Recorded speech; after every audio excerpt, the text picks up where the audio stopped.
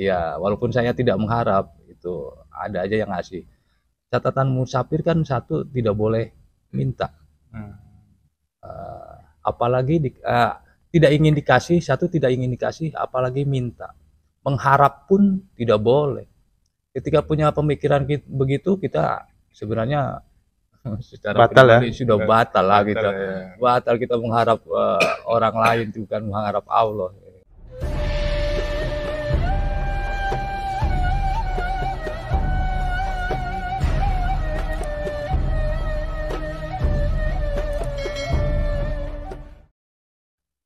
Assalamualaikum warahmatullahi wabarakatuh. Sahabat Muhibbin Aulia Barus. Hari ini kita berada di komplek makam Mahligai yang terletak di Desa Aidaka, Kecamatan Barus, Kabupaten Tapanuli Tengah, Sumatera Utara.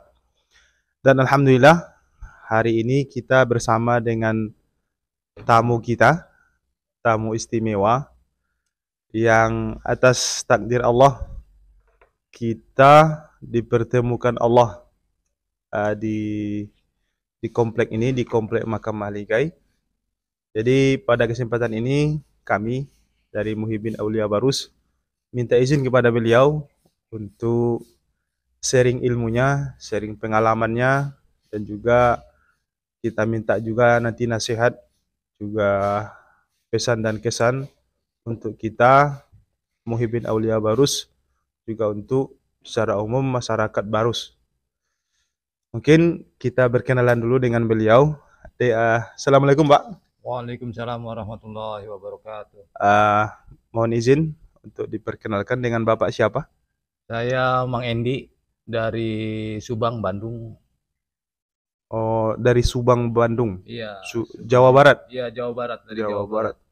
Jadi ternyata sahabat sekalian, uh, tadi sempat bincang-bincang, beliau itu seorang musafir, tapi musafirnya tidak menggunakan kendaraan apapun, hanya dengan berjalan kaki. Alhamdulillah. Jadi sejak kapan Pak start untuk berjalan kaki ini, dimulai dari kapan? Eh, sebelum ke daerah Sumatera ini memang Mang Endi ini ke jalur Jawa dulu ya.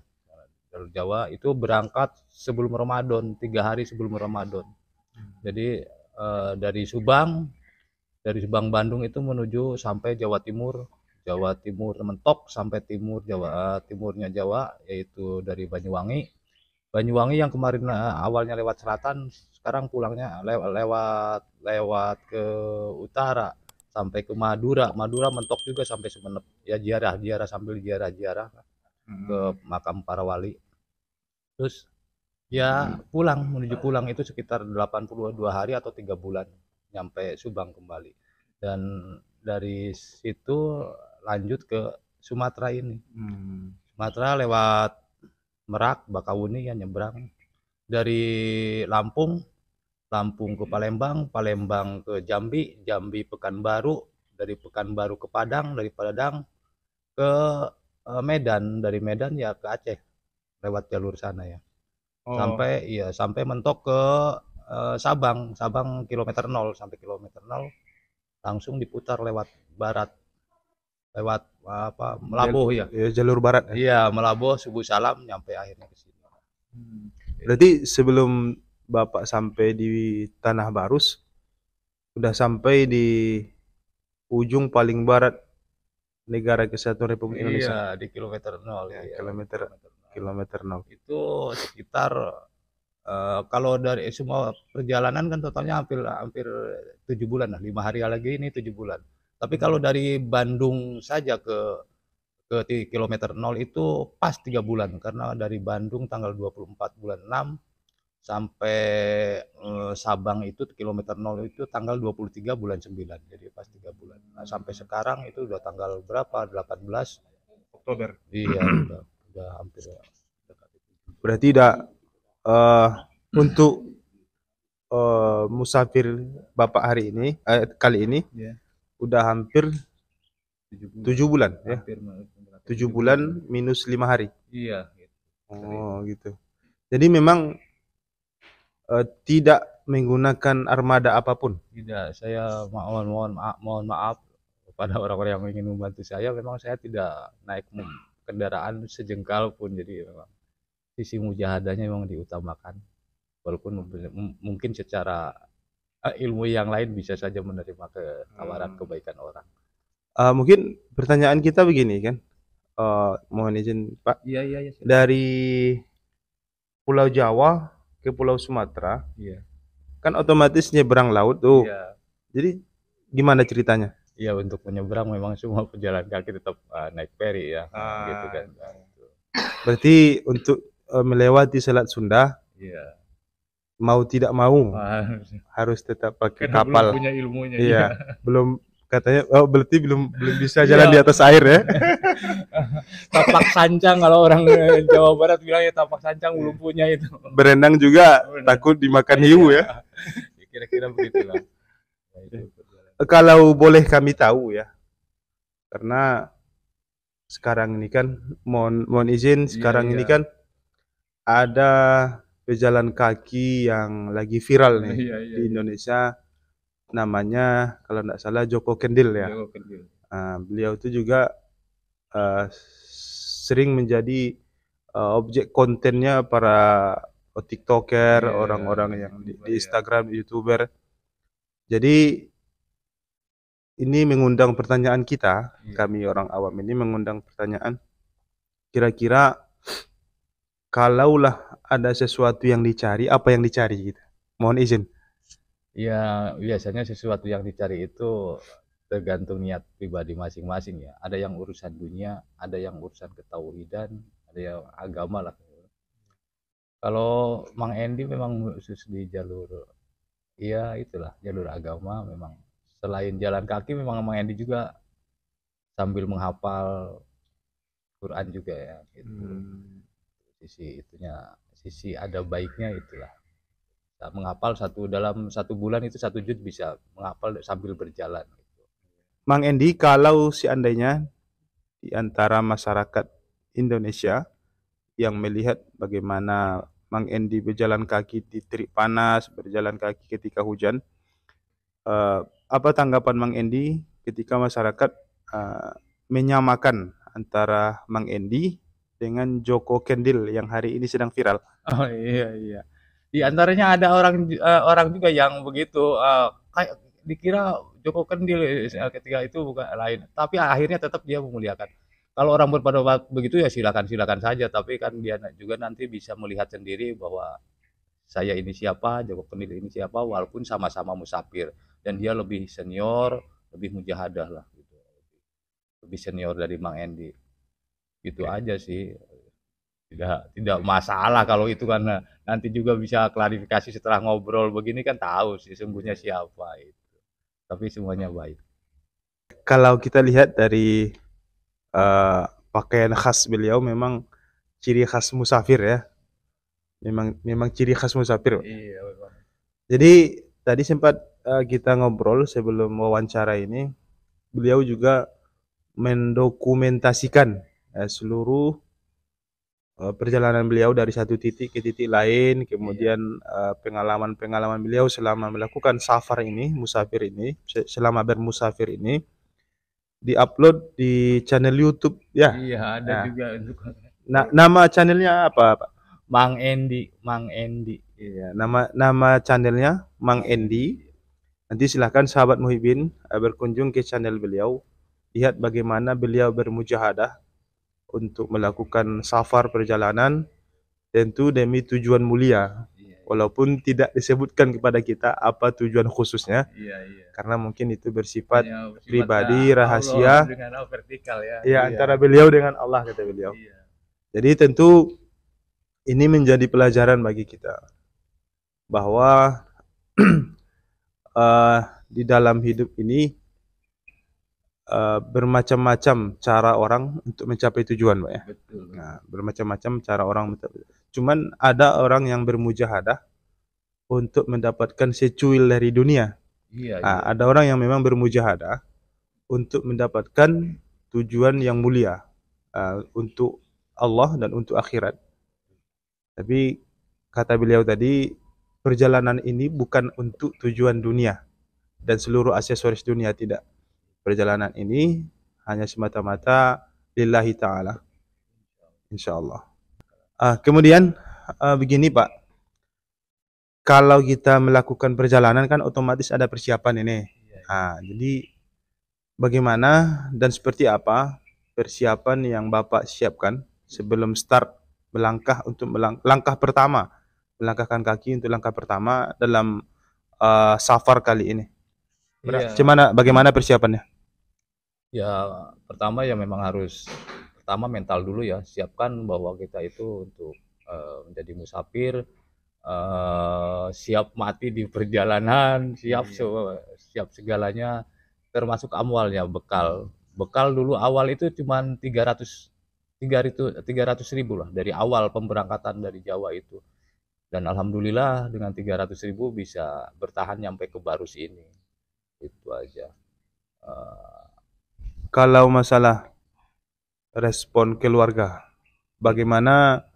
Tentu kan iya, keluarga ketika harus berpisah dengan iya, anggota keluarganya itu kan pasti ada pro dan kontra. iya. Bagaimana dengan reaksi keluarga Mang Endi? Iya, untuk sementara ini ya sampai sekarang pun ya keluarga tetap mengizinkan, walaupun memang izinnya karena Bang Endi ini tidak punya istri, sudah 7 tahun menduda, jadi tidak ada izin istri, cuman punya anak satu ya, satu perempuan sudah menikah, sudah punya cucu satu, ya paling sekarang hubungannya lewat HP aja, tetap menjalin itu hubungan sama anak itu aja. Di dalam perjalanan kira-kira eh, kendala dan rintangan seperti apa? Atau mungkin pahit manisnya dalam perjalanan itu seperti apa yang Mang Endi rasakan? Kalau secara pribadi sih sebenarnya tidak ada yang namanya musafir itu tidak ada kendala karena tidak ada pahit karena dari kepahitan banyak belajar, dapat mendapatkan hikmah, dapat ilmu, semuanya manis. Tapi kalau dari sisi secara umum mungkin kendala itu preman lah, preman atau yang minta oh itu ya itu di sekitar itulah. Masalah kegelapan di tengah hutan itu sudah bersahabat. Tanjakan yang begitu ini Terjal ya ya. terjal dari mulai tanjakan 11 Padang ya kelok 9 itu kan itu berjalan malam itu sampai setengah 11 malam itu. Ya tapi karena sudah bersahabat, sudah terlatih di gunung-gunung di Jawa sana, ya sudah biasa lah. Jadi tidak ada kendala apapun. Karena kita menjadi seorang musafir ya harus siap segalanya uji jiwa termasuk kesabaran. Kesabaran kita harus dilatih dalam perjalanan ini. Karena jangan jadi musafir kalau tidak tidak sabar. Iya, iya. Karena bangun pagi itu sarapannya ya dihina orang. Disangka seperti orang gila itu sudah biasa itu sarapan paginya sampai malam. Iya, iya. Tapi ada enaknya juga, nggak perlu pakai bodyguard. Iya, orang minggir langsung. Itu enaknya. Jadi kita bisa menghafal agak tenang. Iya, iya. Eh, mungkin kami berkesimpulan bahwa urat takutnya Mang Endi itu udah dicabut Allah berarti ya. Kira-kira kalau rasa takut mungkin aku tetap itu kan ya cuma agak ditekan. Semuanya ditekan. Jadi ya ditekan aja nafsunya, rasa takutnya sebenarnya tetap ada tapi ya sudah dipasrahkan semua lillahi taala karena ingin mencapai suatu tujuan. Di antara harus mencapai suatu tujuan adalah harus berkorban amwal dan anfusnya, artinya diri dan uangnya harus korban akan mendapatkan sebuah tujuan. Insya Allah gitu. Semakin mujahadah semakin padat dan berisi. Gitu. Di samping mungkin ada kepahitan, ada tantangan, ada rintangan, ada mungkin gangguan dari orang-orang ketika Mang Endi di dalam perjalanan. Tentu ada juga yang manisnya kan. Wah, Gimana adakah orang-orang yang mungkin membantu atau menawarkan jasa, menawarkan bantuan dalam mempermudah perjalanan Mang Endi ini? iya banyak sekali selain ngasih memberikan makan, uang serta air, ada juga kan yang mau mengantar sampai ke tempat tujuan ke Sabang atau kemana pakai kendaraan mobil atau itu banyak. Ya terutama bisa bertahan begini karena ada menerima, ya walaupun saya tidak mengharap, itu ada aja yang ngasih. Catatan musafir kan satu, tidak boleh minta. Eh, apalagi tidak ingin dikasih, satu tidak ingin dikasih, apalagi minta. Mengharap pun tidak boleh. Ketika punya pemikiran begitu, kita sebenarnya secara Batal ya. pribadi sudah batal lah Batal kita. ya. Batal kita mengharap orang lain, bukan mengharap Allah. Biar nanti kita mengharap Allah, Allah yang membulak-balikan hati manusia gitu. Berarti dari sekian lama perjalanan Mang Endi, berarti tingkat rasa tawakal itu terbangun dengan Oh sendirinya. iya, nanti kan semakin mujahadah Allah berikan itu. Ketawakalan, keyakinan kepada Allahnya semakin bermujahadah, semakin jauh sama gitu. Semakin uangnya, korbannya banyak, amwal dan ampusnya banyak dikorbankan, semakin kuat tingkatnya. Gitu. Kalau seandainya di perjalanan Mang Endi jatuh sakit atau mungkin demam atau mungkin bertemu dengan binatang berbisa, pernah enggak kejadian seperti itu tuh dialami selama lebih kurang 7 bulan belakangan ini? Maksudnya sakit di perjalanan, Iya. bagaimana cara Mang Endi untuk mensiasati kondisi fisik yang sedang sakit? Iya. Pertama memang waktu di Madura itu sakit ya karena jalurnya pantai, hujan, dan sudah berhenti, tapi hujan lagi, jadi mau tidak mau itu demam lah sampai 1 hari istirahat, minum obat pun sudah sembuh.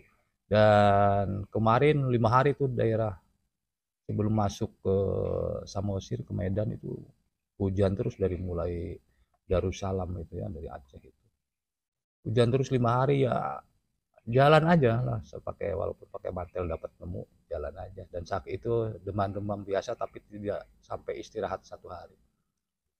Dan itu pun kalau Mang Endi pikir ya sakitnya itu kan juga ibadah ya, untuk menebus. Tidak seorang anak Adam, kata Rasulullah, tidak seorang anak Adam itu capek, lelah, sakit sampai tertusuk duri adalah penebus dosa-dosanya. Alhamdulillah ketika Allah berikan sakit berarti ada pengakuan nih. Iya. Hasil mujahadah itu ada loh gitu. Ada sebuah kiparat ya. Gitu aja, bersyukur. Mungkin untuk yang terakhir mungkin Mang, Iya. ada ndak untuk, kan sekarang nih Mang udah sampai di Tanah Barus, bagaimana kesan Mang tentang Barus dan masyarakat Barus, dan kami juga minta apa nasihat atau mungkin pesan Mang Endi untuk kami yang sekarang ini berada di masyarakat Barus lah. Iya, alhamdulillah setelah sampai di Barus ternyata Mang Endi diterima dengan baik, sampai Mang Endi hatinya luluh dan menawarkan untuk bisa membantu di sini gitu. Saking baiknya ya, memuliakan, artinya care banget sama musafir, ya sama musafir. Akhirnya kemampuan yang Mang Endi hanya miliki sedikit, insya Allah akan diabdikan di Barus ini itu. Dan untuk sahabat semua, awalilah sama seperti yang lain diulang-ulang, awali dari yang terkecil. Mang Endi pun bisa nyampe Darus dari mulai 1 meter, artinya kebaikan tetap diawali dari yang terkecil. Itu aja. Silahkan sesuai kemampuan, lakukan yang terbaik menurut porsinya masing-masing. Itu. Berarti jika tidak bisa membuat kebaikan yang besar, Iya. jangan tinggalkan kebaikan yang kecil. Iya kan kata Rasulullah begitu, sama juga kan. Orang yang tidak bersyukur dengan rezeki kecil akan bisa bersyukur dengan rezeki besar, itu kata Rasulullah begitu. Mungkin ini sebagai tambahan bonus ya sebelum sesi wawancara ini kita akhiri. Iya. Tadi saya copy tadi pernyataan Mang Endi. Katanya Mang Endi ini kan sekarang nih lagi sendiri, lagi Single parent. udah jadi juda. Musafir bahasanya single parent.